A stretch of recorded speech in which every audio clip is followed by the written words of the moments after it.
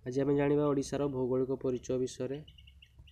आपने देखुए ओडिशार भौगोलिक परिचय विषय आलोचना आज करिया। भारतर पूर्व उपकूल ओडिशा अवस्थित।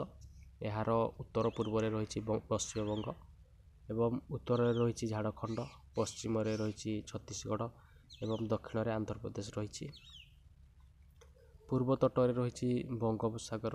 यह 17 डिग्री 49 मिनिट पूर्व और 22 डिग्री 34 मिनिट उत्तर अक्षांश रही एवं 81 डिग्री 27 मिनिट पूर्व और 87 डिग्री 29 मिनिट पूर्व द्राघिमारे अवस्थित।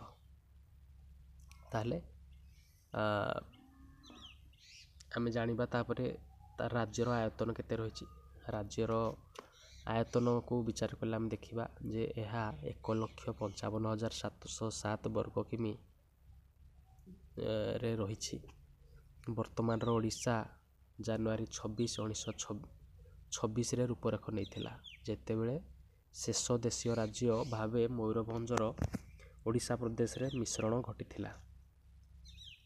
ताले आपण मैंने देखिले जे भौगोलिक दृष्टिकोण ताले शेष देशीय राज्य थिला मयूरभंज, से ओडिशा प्रदेश रे मिश्रण होता और से रूपरेख नहीं जनवरी 26, 1926 रे।